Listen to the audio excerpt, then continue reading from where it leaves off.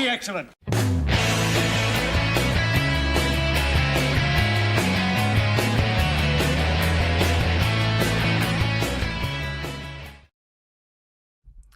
Every time that gets me up and going again. Like it's just a couple seconds. Does it? But I'm just like, yeah, all right, I'm ready. Chester Copperpot saving the day again. Yep. When the behind the scenes, the DVD, when the DVD comes out with the behind the scenes stuff, we'll have to do the pre-show, like to show the lack of energy. Just when we're like, oh, and then boom, right. It hits you. Is it time to go? Is it ready? Okay. Hey, there's Chester Copperpot. I'm feeling much better. How's it going, party people? Welcome to Perfectly Excellent on a late, for me anyway, Friday night. Perfectly Excellent up all night, I guess is what we're doing right now. You're no Rhonda Shear, Alan. It is the evening edition. Yeah, I know. And it's funny because I always think like, yeah, I would prefer us to do it later, but I think you can hear my voice. Like I'm toast right now too. I'm recovering from a work trip, a very, very late work trip. So yeah, I just got back from going out to dinner with some friends, and we were talking over loud music. So I think I'm probably about 20 minutes away from sounding like Frankie Stubbs. So we'll see how that goes. Awesome. But we're here. We're doing it. We're doing it live. We are here. We're ready. We're just gonna get it going because I did something. So we're gonna talk about the fact that I did something. But I think we probably should do some exchanging of inventions first. Yes. Yes. All right. Let's boogie. Perfectly excellent.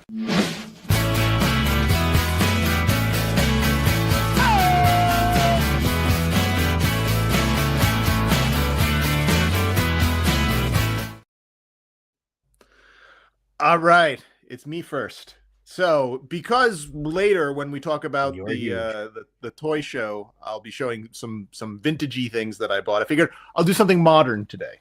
So, very recently in the mail, exciting, I got the G.I. Joe classified chameleon. Look at that! I remember that thing with Zanya.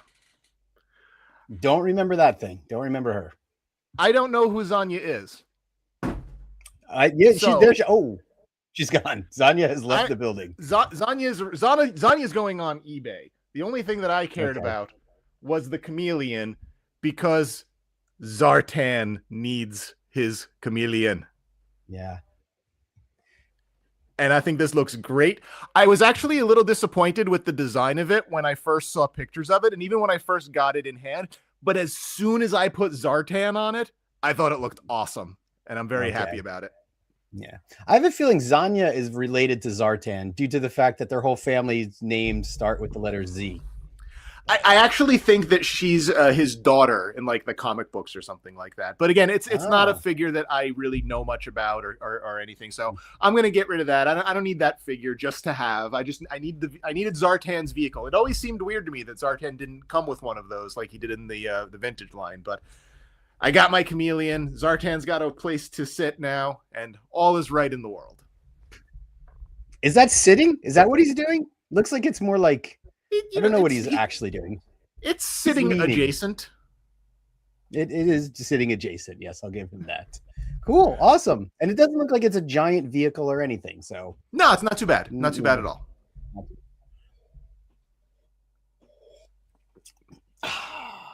So recently, perfectly timed. Yes. If you remember, it was recently May the 4th, a whole 4 days ago. Which is the kind of made up fun Star Wars holiday. And did you purchase anything this year for May the 4th? I bought a couple Godzilla shirts. Oh, there you go. That's exactly what they would have wanted for Star Wars. But a lot of the stores and the I don't know, the companies, they all put out some merch for May the 4th. And I did my part as a Star Wars fan because I don't want them to run out of money. So I'm worried. No.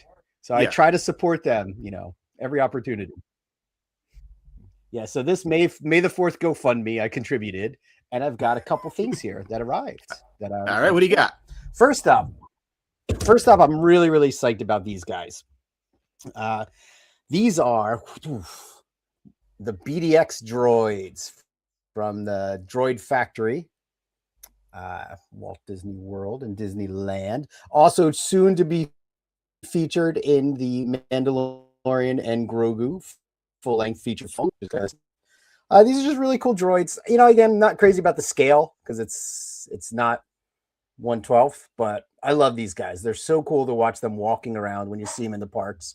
And yeah, I can't wait to see what they do in the movie. So there we go. Full set of 4. But wait, there's got that, as well as these things. These things are kind of weird, but these are some, I guess, limited edition comic books that come with some tiny little figures there. So I got DJ Rex from the Cantina and Doc Ondar, but I just really love the art from the comics. Now, what I'm trying to figure out is if I already own these comic books digitally, because I don't quite know what they are, and I haven't been able to figure that out. I think there was maybe 6 or 7 comics released like this for May the 4th, but these are stupid money. So I only bought these 2, though I am tempted by the Hondo one as well. So, but cool, like a little coin, little figure, and a big old comic. Yeah, unfortunately, your image is pixelated to the point where I can't even really see them. Oh, no? No. Interesting. Well, just imagine, close your eyes and imagine what they might be. Let me check, because I checked the internet and it was, yeah, it's gone. Internet is in the toilet at the moment. It's getting better. Oh, is it getting better now? Not as such. Has it improved? No. You've actually now stopped moving. All right. Oh, okay. Well, I had one more thing for my invention exchange, but if you can't see it, I guess I can skip it. You can talk about it. It was the least exciting of the bunch. All right, well, go for it. Okay. I'll hold it up. Maybe you could see something, but you got a Mandalorian I started watching figure. the Mandalorian. It is. I started watching the Mandalorian again to prep for the upcoming movie, and I just got so psyched seeing his old armor. I think it just looked really cool before he got all Beskar out. And so this was a new release from Hasbro, and I decided to pick it up because it comes with some soft goods, which the original had that plastic cape, if you remember. Actually comes with an extra hand, little knife. So I decided I'd give it a shot and see how it compares to the older one. Because you figured you hadn't bought a over here. You hadn't bought a Mandalorian figure in a while, so it was time to fix that up. It has been some time. So again, like I said, I wanted to support Star Wars. Yeah. I want them to be able to keep making shows and movies. So and toys. So I don't want to see anybody hit hard times. Due to the lack have a of, caramel of support. Do they have a caramel flavored one this time? I don't think they did. I think they had a vanilla flavored one. I think there was one that came in a white box, but that's it. All right. Well, then inventions have been exchanged. They have. All right, hang on. Connection should be better. Am I still pixelated? You are still pixelated. Or am I... Really? Why? It's showing good. Everything is clean. All right, maybe it takes a second to unpixelate. It might. You know, we got time. Right. We got time. We got a little bit. Let's just sit and wait. Let's wait it out and see what happens. Everyone talk amongst yourselves, please. Yes. That'll entertain people. All right. Well, yeah. I said I could try and refresh before we continue, or we could just see how it goes. It's up to you. You make the call. You want to refresh while I play the video? Play the video. Let's. Perfectly excellent. Begin. Go. Do something. Do something. Do something.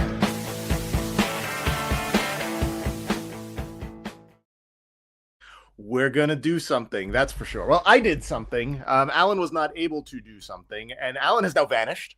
That's my magic trick. Is I played that video and I made Alan disappear, which was quite the feat. But he's coming back. There he is. I missed the video. You missed the video, but that's okay. You're back. This is the important part. Okay. I did something. This is the meat and potatoes here. This is why we're doing this at 9 o'clock on a Friday night, because we wanted to connect while it was still fresh and the experience was front and center in your mind. I didn't want to forget what was going on. So what I did was I went to the Shop the Curiosity toy show in Danbury, Connecticut. Look at this. Are you familiar with this toy show? I can see it through your image. I am only familiar with it because I know that you went to it. So tell me, how did you even find out about this in the first place?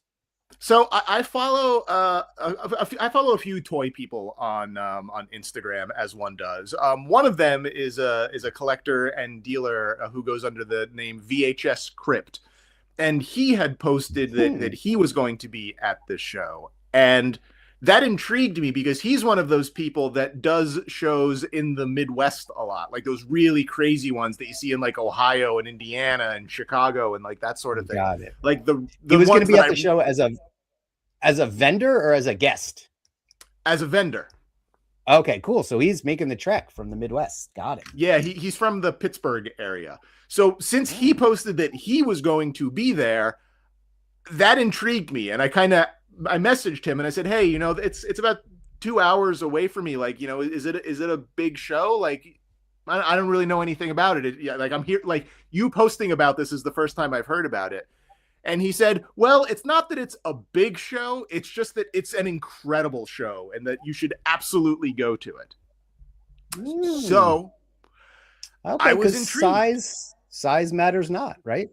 No, apparently not. So I was definitely intrigued by that. And I was kind of disappointed with ToyConNJ when we went. Like, it wasn't like a bad show or anything like that, but it just wasn't really what I was looking for. There was just too much modern stuff there.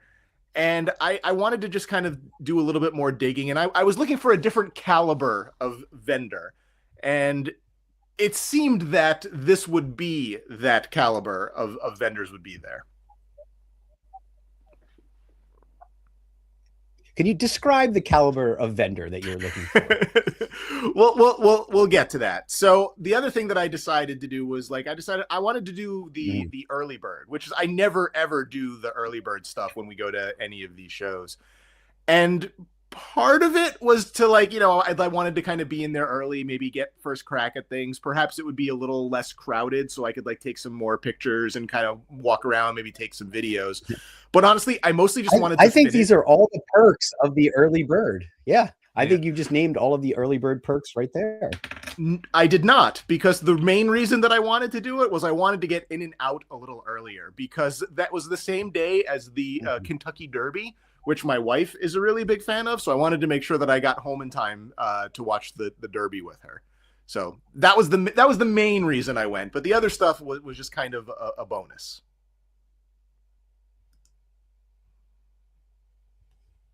Ooh. Everything okay over there? Yeah, we're talking over each other, so I'm just checking my speeds, and everything is hunky dory here. So so what do we got? We got the open road, and then the not so open early bird line, I'm guessing. Yeah, so the drive was about 2 hours, and it's not as fun driving for 2 hours by yourself as it is like if you were to have been there. And when we made that trip out to the one in Pennsylvania, that was a fun drive full of lots of good conversation. Yeah. This was not. This was me sitting there by myself with no one and no conversation, listening to podcasts. Yeah, but look, then you arrived and you immediately had 100 new best friends. The ride wasn't too bad. It took a little under 2 hours, and it's a pretty pleasant drive. It's mostly just 287 until you get to the Tappan Zee Bridge, and then you're just kind of just driving through parts of New York and Connecticut. A very picturesque, scenic, leaves, mountains. It was very nice. I liked it. It was a good drive. So I got there. I actually even got there before 9. I got there about 8:30, and when I pulled into the parking lot, there was a bigger line than I expected there to be. So I immediately parked. This is all early birds, right? That we're looking at right there. Yes, that is the early bird line. And The line behind me ended up being about that long as well by the time that the doors opened. So it was a pretty big line. But they did something that I've never seen anyone do, and it is a stroke of genius, and every single place should instigate this immediately. Okay, so pay attention. Pay attention. You know, I don't know. They're not vendors or organizers, show hosts, promoters, show hosts. Yes, everyone, listen up here. What the people who ran this show did is, while this line existed, they went around and they took everyone's entry money and put wristbands on them. So when the doors opened at 9 o'clock, they just opened and everyone walked in. Amazing. So from much where better I than... am, go for it. From where I am in this picture to the front door, which is like in the middle of the building on the other side, it took about, I don't know, 45 seconds to walk in once they opened the doors. So like, that was awesome. I was very excited about that. Yeah, and I'm impressed too versus Zolocon, where they didn't even really check people's tickets or IDs or take money at all. They just kind of were throwing wristbands at people, you know, by the time we arrived. That was 1 wild. point up already on organization, right? Yeah, no, it was a super well organized show, and it was, you know, I got there, and it's pretty big show. It's not as big as Zolocon. It's not even as big a room as the ToyCon New Jersey room was, but it was a much bigger room than like anything in Wayne or what have you, and it was packed out with vendors. It was kind of an interesting setup, and it's one that I've never really seen before, because all of the vendors were like, they were set up in rows to an extent, but they were basically like little islands or like little city blocks. So all of the vendors were kind of like paired up in like a little square, and you could walk all the way around it. And then next to it was another square with a couple of vendors. So it was kind of, again, it was like a city block. So it took a little bit of getting used to, because you couldn't really just walk up and down aisles, because you just miss all of the stuff on the sides if you did that. But it really made the most of the space that they had, and it allowed for the vendors to really kind of like stockpile their stuff, like kind of building up, you know, like little pyramids with, you know, their shelves and things like that. Nice. I'm trying to like see what's going on in this picture here. But yeah, so basically that one in the center there is basically like you can walk all the way around it on all four sides. And that was like replicated like 5 times per row, like, you know, 8 columns deep or whatever. I guess it does make navigation easy too, where if you want to get over to another row, you don't have to keep walking, you know, completely up and down to the ends. But to the end, yeah, cool. Yeah. It looks like a good spread. Yeah, it was interesting. And then in addition to this room, they had a second outside tent room, which was set up a little more traditionally as like 2 main aisles with like 3 rows of vendors. But there still were some gaps in the middle where you could kind of cross over if you needed to. It was really, it was impressive. It was a good layout. It was a good setup. Lots of cool stuff there. But if I'm going to kind of compare it to each of the shows, like, it's a billion times better than the Wayne Toy Show. Wow. Size, quality, like you can't compare those two things. It's just not. Yeah. It's not the same. Yeah, we've been wanting to do something specifically about the Wayne show, so maybe we'll get into that, you know, at some point. But Wayne's a monthly show, so it's not quite as exciting. And I certainly feel like the vendors there, they don't pull out all the stops. And last time we went, there weren't even vendors pulling out any stops, as there were just empty there were no tables. Stops. They ran out of stops. Ran out of stops. But this photo is giving me very flea market vibes, which I'm enjoying. Yeah, no, it was good. So I mean, it's a billion times better than the Wayne Toy Show. Now, when it comes to versus ToyCon, it was probably a little bit smaller size-wise, but just the quality of stuff that they had there was so much better. And I'll get into that a little bit more, you know, as we go. but like the caliber of vendors was just so much better. The amount of cool stuff that they had there was so much better. You know, it wasn't littered with people trying to unload Black Series and Marvel Legends and whatever they picked up at Five Below that they wanted to just try to flip. So it was way better than that. And then the last one that I can Five Below, true story from NJ ToyCon. There was a booth of just purely flipping Five Below stuff. It was crazy. And then, like, lastly, if I want to compare it to Zolocon, which is probably like the biggest one that you and I have gone to, certainly recently. That's a dedicated toy show anyway. Not as big as Zolocon, and it didn't really have those sort of super absurd big ticket items. Like, you're not going to find like a World of Nintendo sign that was pulled out of a Toys R Us for, you know, $20,000 like they had at Zolocon. Yeah. Like some of that stuff that was just sort of like absurd that like normal people can't collect anyway. There wasn't anything like that at this place. But yeah, and that stuff is neat to see, but it's not what we're there for. Not what I mean, as much as I love a World of Nintendo sign, I'm not on the market for that right now. No, I'm not gonna. I don't go to toy shows with $20,000 in my back pocket to pick up things like that. But as far as a toy show just having actual cool stuff that I genuinely want to buy, this was it. Did you just do that? Why did you do that? Oh, I'm sorry. I didn't mean to do that. I'm trying to, I can't see the screen, so I have to like zoom in here. So I was trying to zoom back out. Apologies. Not a problem. Not a problem. Yeah. So, as far as the stuff that they had there, I would say it was probably 85% vintage. So it was the vast majority of everything there was vintage. There was only a little bit of modern stuff. That said, the Four Horsemen were there, and they had a big booth. And the Valaverse folks were there, and they also had a big booth. And when the doors open, really large lines formed at both of those booths almost immediately. And I was kind of perplexed because I wasn't aware of there being like exclusives or anything like that. Maybe there was, and I still don't know. But our buddy Agent Variant, or George, I ran into him there towards the end, and apparently he went there and immediately got in those lines for that stuff. Awesome. Was there something special, or it was just? Again, I don't actually know. There must have been, but I don't know. Cool. But immediate lines formed at both of those places, which again, considering how little modern stuff was there, I found that kind of interesting. Awesome. Yeah. Again, those, I don't know. Valaverse, I don't know quite as well, but I know Mythic always draws a huge line at their table. I mean, again, at NJ ToyCon, we waited in the line for 25 minutes unnecessarily. So yeah, people love it.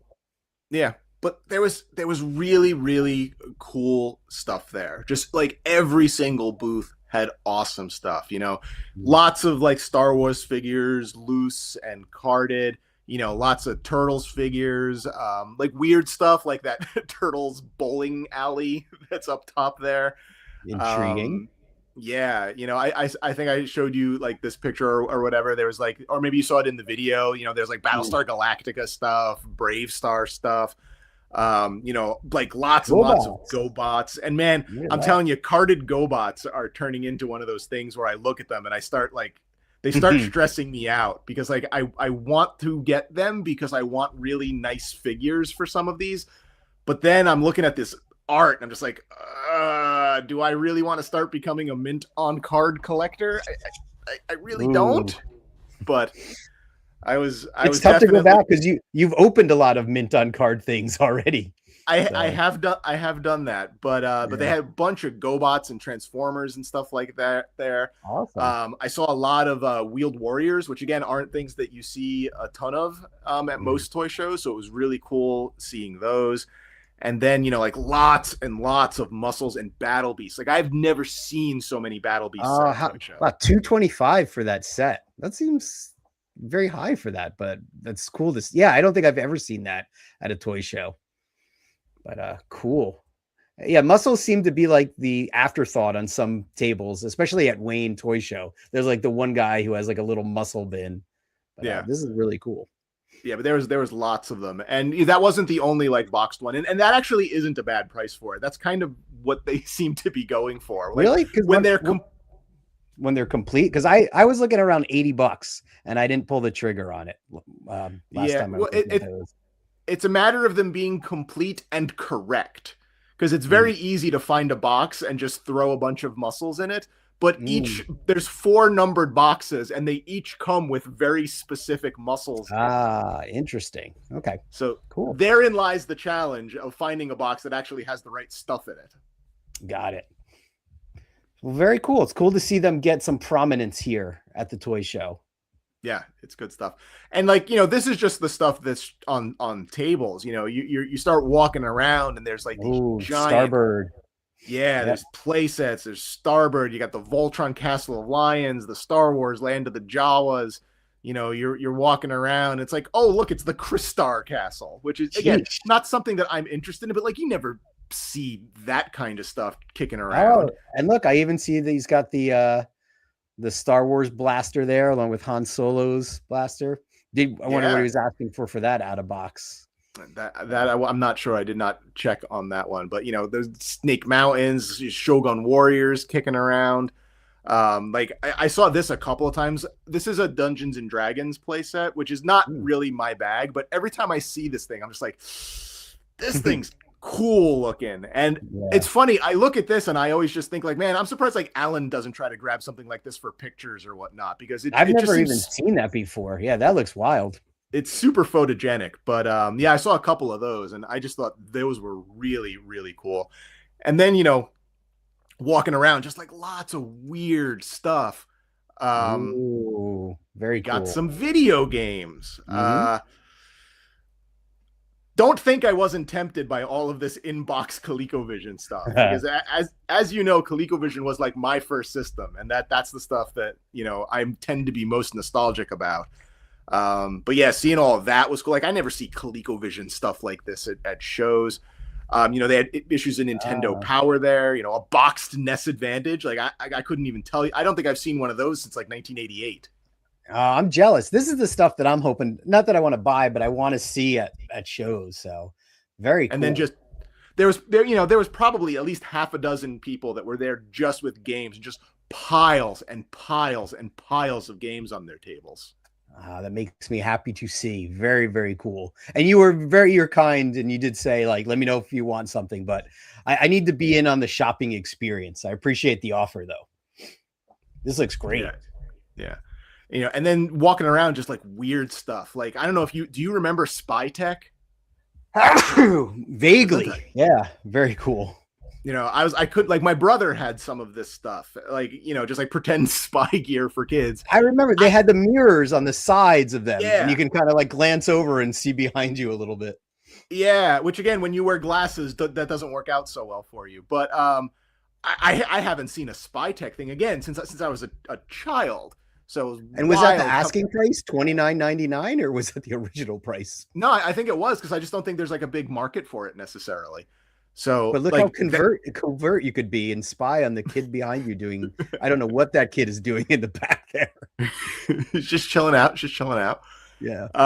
They had like Ben Cooper costumes, and like the one on the far left, that Darth Vader one, that's a reissue, but all the other ones were originals, and they had several tables had a bunch of those. I saw the Voltron one, and again, I don't need to be buying like Ben Cooper Halloween costumes, but it was really rad, like actually seeing the Voltron one in person. Yeah, and this is when we talk about toy shows and we talk about things, and I keep mentioning flea markets. Like this is the stuff that I want to see. Just nothing that I'm really shopping for, but just the fun of it. Like, we don't see this stuff at all. Certainly not at the Wayne show or ToyCon. You know what I don't usually see at toy shows? What's that? Wait a minute. First of all, I want to talk about the Pizza Hut thing, but I can't believe someone has a Swanson Flintstones Fun Feast for sale. Like, is that sealed, mint in box? It's a corn dog. What is that? Oh my God. How did you not buy it? I didn't bring a cooler. Did they actually keep it cold, or is that No. long since? I'm pretty sure it was just the empty box. But to be honest with okay. you, I was more intrigued by the Pizza Hut chandelier. That is most impressive. That right there. You know, and again, continuing to talk about impressive. How about wait? There's more. How about a complete like store display case full of Masters of the Universe slime from 1986? Wow. And I'm assuming this was being sold as a set, like not individually, for $15,000. Oh, it does say it right there, 15K. Please do not touch. Pictures are free. That's amazing. I was told that the slime was still slime inside. It had not dried out. So if you shook it, it was still like slurpy. Yeah, but I imagine you expose it to air and it instantly just poof into dust. But it's wild. Like, you know, I've never seen like this kind of stuff at a show before. So it was just really, really cool. I bet at $15,000 you will probably see this again sometime. Probably. Yes, but it's still a very cool site. It's good stuff. So this particular booth was run by Toys and Collectibles for Life. The fellow who runs this booth, his name is Ben. And Ben and I actually connected before the show because I had told VHS Crypt something that I was looking for, and he referred me to Ben saying, oh, last time I saw one of those, Ben had one for sale.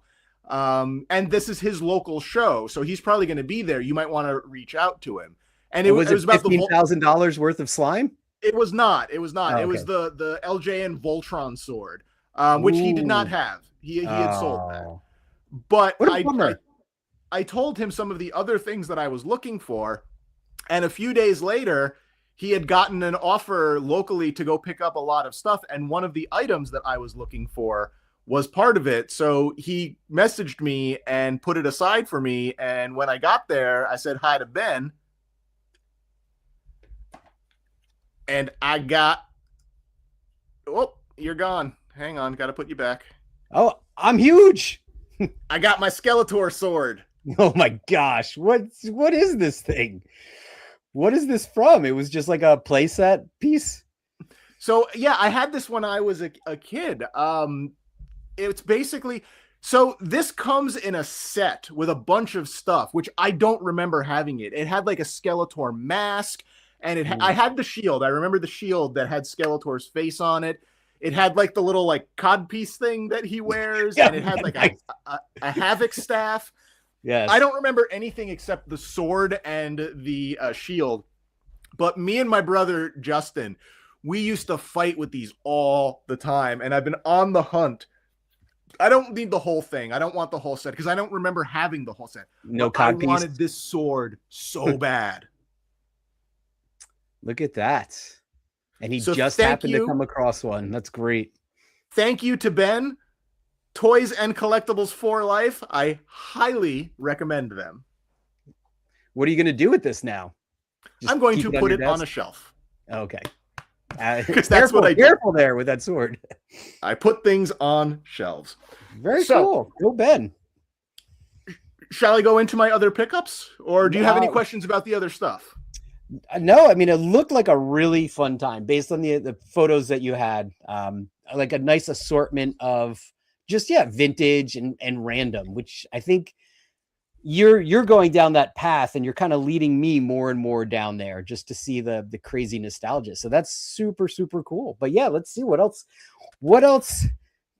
parted you from your money at this show. So another person who I had communicated with prior to the show is a fellow on Instagram, and he also has a YouTube channel, and his username is Killer Carp. He's a big Battle Beast guy. Okay. And I have a full run of Battle Beasts and Laser Beasts, but one of my Laser Beasts, I didn't have the laser for him. So I messaged Killer Carp beforehand because he said that he was going to be at that show. And I'm like, hey, do you have that one? And he goes, yes, I do. We talked a little bit about the price, and I was like, all right, don't hold it for me, but I'll come find you in the morning and we'll take a look at it. So I ended up getting the Japanese laser beast Grin Reefer with his laser. Very nice. Very beautiful. I'm so happy to finally have like the laser for this guy, because it was no fun not really having one. Mm-hmm. And he was just a beast without his laser. So yeah, this guy's expensive. So yeah, was there wheeling and dealing, or? I'll just say that from the original conversation that we had, we agreed on a deal that was $100 less than the original asking price. But still, there was still expense. There were still zeros in it, so it was an expensive one, but it'll work itself out, because I do have the figure already, so there is the potential to maybe move that figure onto another home and have it work out in the end. All right, cool. Well, there you go. That's a good score then, right there. Yeah, that was definitely the most expensive thing that I picked up. But those were the two things that I went to the show knowing, like, there's a decent chance I'll be able to, like, I know I'll come home with the sword. There's probably like a 60% chance I'll come home with my friend Grin Reefer. Mm-hmm. Everything else, I kind of had my list of things that I wanted, and then just see what was there. So one of the things that was it's on like a list of mine that I have that I just sort of keep an eye out for it. And it was a toy that I had when I was a kid that I actually got from my uncle. So it's from this, actually, I think originally it came out in the 60s, but the one that my uncle gave me was from the 70s. And I found one of those, and it's the Corgi Batmobile. Ooh, in box. In box. Beautiful condition, not a nick or scratch on it. Has both of the figures. You see the little pipes? I do see the little pipes. Little silver pipes. So little tiny missiles shoot out of those. It has all of the missiles. It has all of the instructions and paperwork, a little patch that came with it. So it is in beautiful condition. It's not like you can open it. It's not like a sealed box or anything like that. So I will be able to open it and put it on the shelf the way that I like to do, and not feel guilty about it. Cool. But, well, that's a surprising pickup. I didn't know you had any Batman items on your list. Very cool. Yeah, there's a couple of Batman things that I like the show from the 60s because I watched that a lot, and I like the movie from 89 a lot because that was really big when I was 12. So like those Batman figures, like those Toy Biz Batman the movie figures, that's probably like the last action figures I got for like Christmas as like toys. Like, here, Tim, you child, have some toys. Play with these. Yeah. Cool. So I do have. But wait, there's more. Yeah. There's a couple things more. Cool. So that was good, but that wasn't something that was like a super big ticket item. Not that it wasn't expensive, it was, but I was debating between that and something else. And as I was thinking, the something else was sold. Someone else bought it, so that was gone. So that made my decision for me. So we'll get to that. We'll get to the something else. Okay. I have a couple pictures of some things that I sort of regretted not grabbing. Mm-hmm. So the next thing that I got was probably, other than the Voltron sword, was the thing that I was most looking for there. And when I was waiting in line and I was talking to the folks around me, they're like, "Oh, what are you looking for?" And I was like, "Well, I'd kind of like, I'm really hoping to find this." And I found it, and I'm so freaking excited. I got the Inspector Gadget car. Wow. All right. This is crazy. Tell me about this. I know nothing about this thing. So 1993, made by Tiger. Okay. They had like a line of action figures as well. It turns into the van. Wow, look at that. It's a transformer. It is. You kind of pull up the hood. I don't want to break it. Careful. So that goes like, that one goes there. That one goes there. And it's the van. Oh my gosh. Look at that. Right before our eyes, that just transformed. That was crazy. So I was so excited to find that. So wait, so you were talking to people and you said, "Hey, I'm looking for this," and did they go, "Behold hold? Like, how did that conversation go into the purchase?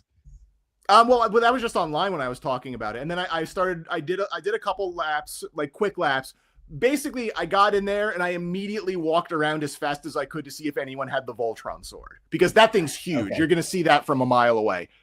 No one had it. Then I went to go see Ben and I got my sword. And then I went to go see Killer Carp and we did the laser beast thing. And then I started walking around a little bit slower. And there was a seller there. The name of their company is Eternia Dreams. And they had a bunch of stuff up on pegs, on walls, some play sets up top. And they also had just like a small glass counter that was kind of over in the corner. And I looked in the counter and there it was right there. Little wheeling, little dealing. And it was mine. And funny enough is like, I did eventually bump into both of the people who I was standing in line with. And I got to show them like, look, I got the Inspector Gadget. That's great. And they were very excited about that. It's good. There's a lot of camaraderie amongst nerds at these things, right? Everybody's looking for their little bits of happiness in these trying times. And I think this is one of those things where I feel like if I had not gone for the early bird, I probably wouldn't have gotten it. So do you think that's going to be your approach now to all shows? Like always early bird it? All shows? No. Important shows? Probably. I feel like it's worth it. Like if we went to Zolocon again, I would do the early bird, if nothing else, just to avoid the chaos. Yeah. But I wonder if it actually does let you avoid the chaos, or it has its own chaos. Well, stay tuned till next year. We'll find out. Stay tuned till next year. So I got one other thing while I was there, and I have absolutely saved the stupidest thing for last. Oh boy. Oh, this is great. This is great. $5. I picked this up from the table of another fellow who I do watch on YouTube right now. His channel is called Dave It's Me. His name is, surprise, Dave. Good guy. Chatted with him a bit. That is wild. Nobody beats the Wiz. It's one of those dashboard mounted things. So you stick the thing on there and then you can pull your cup out and put it back in on the dashboard. My. That's some retro tech right there. Oh, I was so like, I looked at it and I said to him, I said, now that we've talked and now that I've looked at all of your wares, I'm going to buy the dumbest thing that you're selling here. And did he know immediately what that was? He didn't, but he laughed when I picked it up. And I explained to him that I bought my very first car stereo from Nobody Beats the Wiz. Nobody Beats the Wiz being an electronics store in the Northeast. The only store that I've ever been to where you could bargain the price on something while you were there. Very weird experience, yes. Very odd. They also had these amazingly horrible commercials with Matt Pinfield in them for a while, where he'd be singing like, people call me the Music Wiz. And he would just talk about going to the Wiz and buying CDs because I know the bands, I interview the bands, I'm friends with the bands. It was awful. Go to the Wiz. Go shop at the Wiz. Go shop at the Wiz. So not my favorite thing I picked up, but I am so happy about this stupid cup. Yeah. I'm trying to remember if that's a great pickup. And I'm trying to remember if the Wiz was the place where I first learned about credit card debt. It might be. I think I got like a store card at the Wiz, and then it was all downhill from there. Awesome. But those are solid pickups. Yeah. Again, I would consider like the Inspector Gadget car, not necessarily like a grail, but absolutely one of the top things that's been on my list. Like since I've whittled down some of the grails, definitely probably one of the top 5 things that I was looking for. Really excited about that. The sword was absolutely something I've been looking for. Again, not because of any inherent value or scarcity, but that was just one of those things that was really important for me because I had that when I was a kid and I loved that thing. So just picking up those two that is absolutely worth the drive. The Batmobile and the Laser Beast and the cup. Like this was an extraordinarily successful toy show for me. Bravo. It was an expensive toy show, but it was absolutely like I couldn't have been happier. Awesome. Yeah, and it's funny because Tom, New York Rebel Photography, was there as well. He commented when I posted that we're going to do the show tonight, and he said that he really echoed what you said. He said, if you love vintage, that's the place to go. Like that's the toy show to be at versus, I guess, the other one. So, and he bought a couple. He bought a Batmobile and a Ninja Turtles garbage can, like the garbage cans you were hunting for too. So, oh, excellent, good stuff. So there were there was a lot of stuff that I would like if money was not an object and space was not a concern. There's plenty of stuff that I would have really liked to have brought home. But there were two things, one of which I was absolutely like I was debating between it and the Batmobile. And then there was another one where I saw a few of them and I was like, man, that thing's cool. But after I got home, I was just like, maybe. So the first thing, the thing that I debated on, the thing that I almost bought but it sold, was someone had the Kenner Knight Rider with the Michael Knight figure in it. And yeah, I do. One thing that I've sort of noticed about myself that as I've gotten into buying more vintage stuff, and especially as I've been trying to rebuy some of the toys that I had when I was a kid, when I was a kid, I really liked cars more than like I kind of remembered how much I liked cars. Yeah, I think that is strange too. I mean, I think I had this. I remember playing with this. We talked about the General Lee a bunch. So yeah, cars were fun.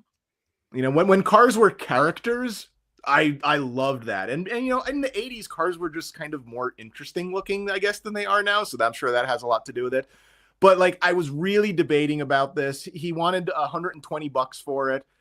He said, but I'll take offers. I'm like, you know, it's also kind of big. You know, it's like this big. And it's not like a tiny, you know, little thing. I was like, let me think about it. I got to figure out if I've got room for it and if I want to spend that much on it. And I walked around and I came back and it was still there. But at that point, I had seen the Batmobile as well. And I'm just kind of like, I don't know. So I did another lap and then I came back here and it was gone. So so that made the decision. So then I'm like, Fate made the decision for you, right? I'm definitely getting that Batmobile. Yeah. And I'm very happy I got the Batmobile. It takes up less space. We should talk about that once. Maybe we have some guests on so we can talk about the toy show strategy, right? Like how you see something and that internal debate. And, you know, if you walk away from it, chances are it's not going to be there when you come back. So yeah, maybe we could, maybe for a future episode, a roundtable, we can talk about how to maximize your toy show experience. I guess it just depends on how bad you want something. Because if you want it, don't ever walk away from it. But if you're debating, sometimes, you know, you just need to let fate take the wheel. Yeah, but it's like you said, you never know what's around the corner. So what if you stop here and you buy this? And it's tough. Yeah. It's tough. We'll talk about it. But that's a cool. So, but fate made the decision. Fate made the decision. Cool. So the other thing that I didn't get, and like I really had no intention of getting it, and it's just sort of been very peripherally on my radar, but seeing several of them in person just made me go, I think I'm going to need to get one of these. I really love this Metlar Inhumanoids figure. Like, he's really cool looking. You know, it scratches all of those like giant monster, you know, itches that I get, like the Godzilla, like the Rancor, like all of that kind of stuff. Sure. I saw a few of him and he's cool, but like I don't collect Inhumanoids, and I was like, you know, he's neat. But every time I saw him, I liked him more and more and more. There's also this other Inhumanoids guy that's even bigger than him. That's this big green guy called Tendril. Okay, he's also quite awesome. So these are kind of on my maybe list. You got to be careful with your maybes. But yeah. I can see why these are tempting though. Like they are really like cool looking, just monsters there. They're like grown up battle beasts almost. Yeah. And it's big. It's like a foot tall. Like, do you know the Inhumanoids at all? I've seen only like, I don't remember them, but I know we always see these guys around. They're usually in this kind of condition with some goo on the shoulder, whatever that is. But no, tell me more about them. Oh, nothing. I just think he's cool. Like, I remember commercials for them when I was a kid. Like, I didn't have any. I didn't know anybody who had these.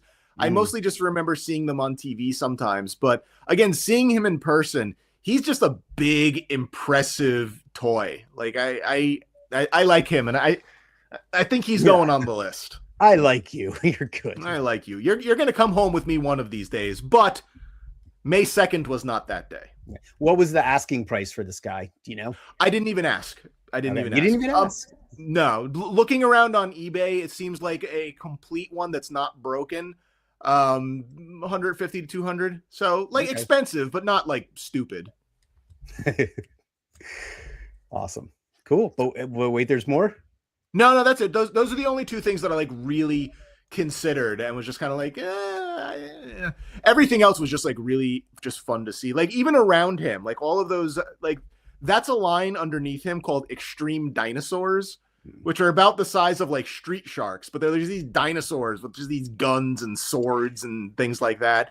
And I'll probably never get any of them, but they're really neat looking. Like they're just interesting looking toys. Yeah, they are. I'd like to know the timeline that dinosaurs invented weapons of war, and who were they fighting against? Other dinosaurs? I mean, it was right after they invented Mountain Dew. Okay. Well, I could see now it makes perfect sense why the battle for the planet would begin. So cool. So riddle me this. It sounds like you had a good time. You spent a boatload of money. You drove the 2 hours. You paid the VIP. You think you'll go back and do it again? Oh, absolutely. Absolutely. I will 100% go to this show every single time that they have it. I hope that things work out and you can come to the next one because it was so much fun. Honestly, it's probably the best toy show I've ever been to. Wow. Okay. Well, now the challenge has been laid. I'm eager to check it out. You know, I thought it was better than Zolocon. Again, it was different, but I thought it was better. The vibe there was just so fun and positive. You know me, I'm not like a big talker at these things. I tend to just want to like look at my stuff and walk around. But like I had like a bunch of conversations with several of the vendors, and everyone was just like really cool and just very like engaging and wanting to talk about things, not just like you were bothering them because they were trying to, get money from people. It was totally worth the drive. And the other thing about it that I really noticed is like now I've got like I need like my fix. Like I'm jonesing for it again. So like I really want to go to more toy shows now. It's sort of like one of those inspiring sort of like, yes, this is what I want to do. I want to go walk around places like this. Yeah. But we just don't have a lot of options for that sort of thing. Well, we're branching out. I mean, you've now traveled. 2 hours to Zolocon, 2 hours to Connecticut. So we're starting to get out there. Hey, one thing I wanted to ask, what did the VIP run? And is this multi-days or is this just a single day show? There's not like a VIP thing. There's just like the hour there's just the early bird that's just an hour beforehand. And that's it. It's just a 1 day show. Early bird's $20. It's an hour beforehand. That's dynamite. $20 is well worth it, sounds like. Yeah. Also, like if we went, like anytime I ever go to this, I will absolutely always do that. And I will absolutely always get there at least a half hour early, because the one thing I will say is by the time I left, the parking lot was insane. Like there were so many cars there that there were people at the show that were keeping cars on the street and only letting people into the parking lot when someone left. So as you were leaving, they would ask you where you parked so that they could then direct another car into that. Like the road was actually all blocked up for a few blocks because of like how many people were trying to get in. So, when I rolled in, I had no problem parking, but I feel like if I had gotten there for like general admission at 10 o'clock, I think it would have been a little challenging. So that's another bonus of it is you can park your car. Yeah. Nice. And you're not out in the bushes like, ToyCon where you park in a ditch surrounded by wheat. Cool. Yeah, and I think I'm up for it. I think if we're gonna make the trek, the VIP is probably well worth it, right? Because you can roll in early, you can find whatever is there that may not be there at 10 o'clock. Yeah, makes me curious. Like Wayne does that early entry, but I can't imagine.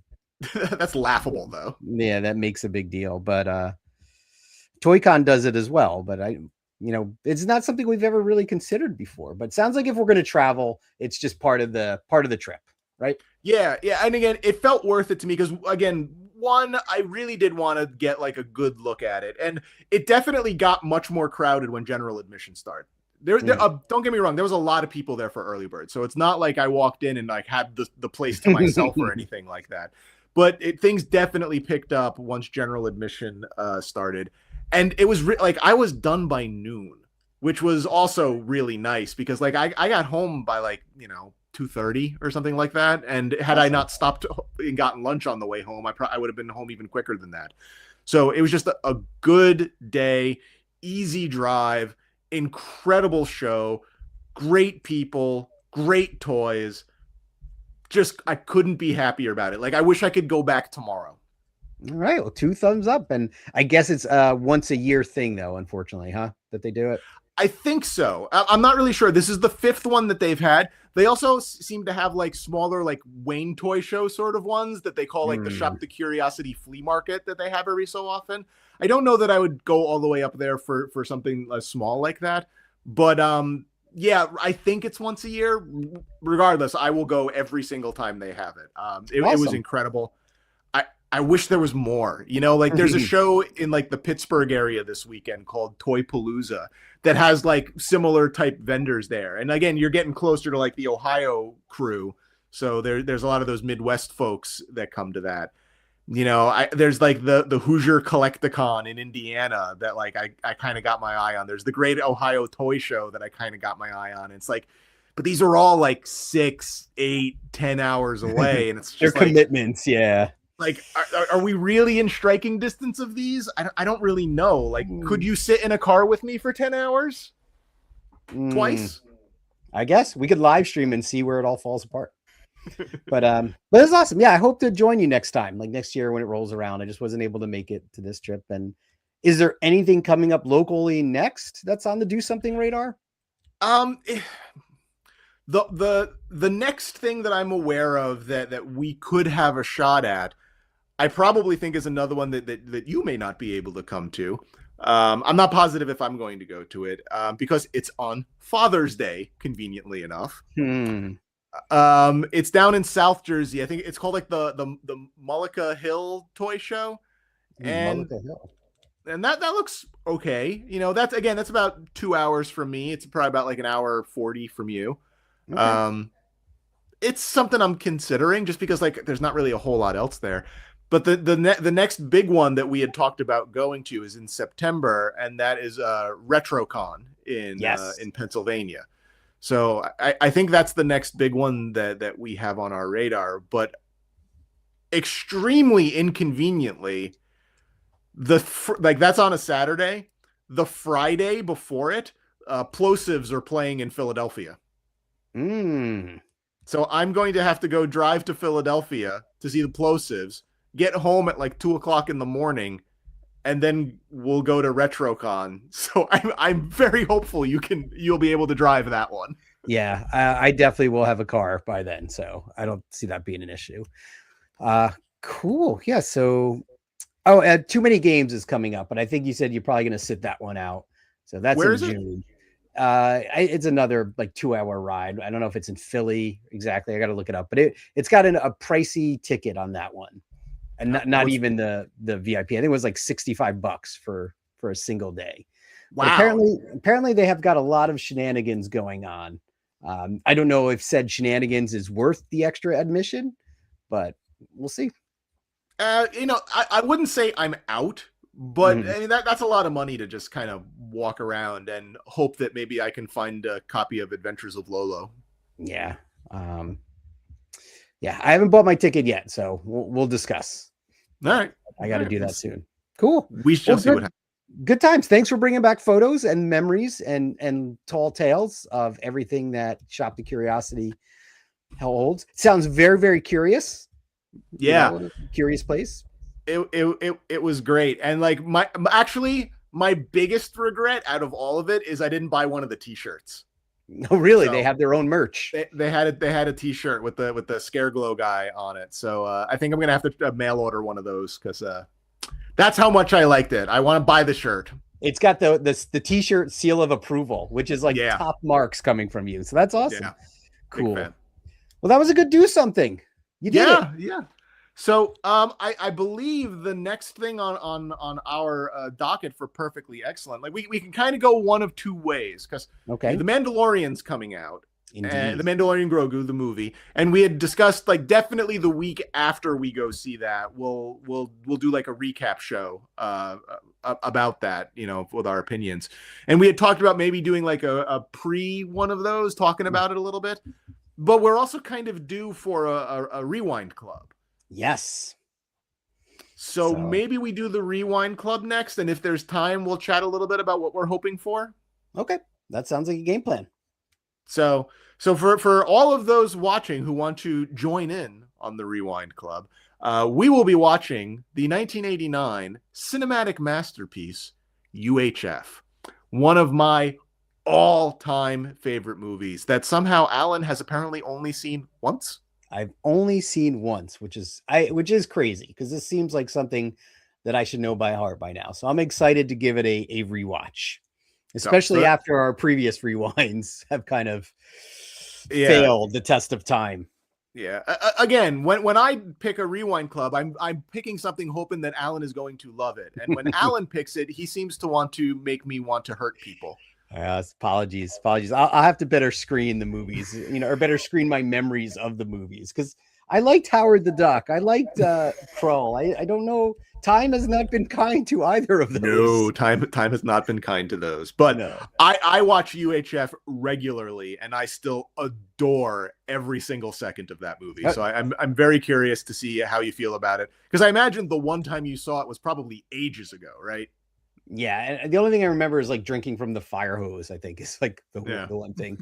So you don't even need to watch it. You're already teed up for this. Oh, I could probably quote most of that movie from start to finish, but I'm going to rewatch it again anyway, just because this gives me an excuse to. Okay, sounds good. All right, well, that's our plan then. UHF it is. UHF it is. But thanks for everybody for hanging out on a Friday night. Again, little later than usual for us. I know it's past my bedtime. I am usually in bed by 10 o'clock. So I'm ready to call it a day. So yeah, appreciate everyone hanging out. Good catching up on the Shop the Curiosity. And we'll catch you next time. Have a good weekend, everybody. See ya. Perfectly excellent.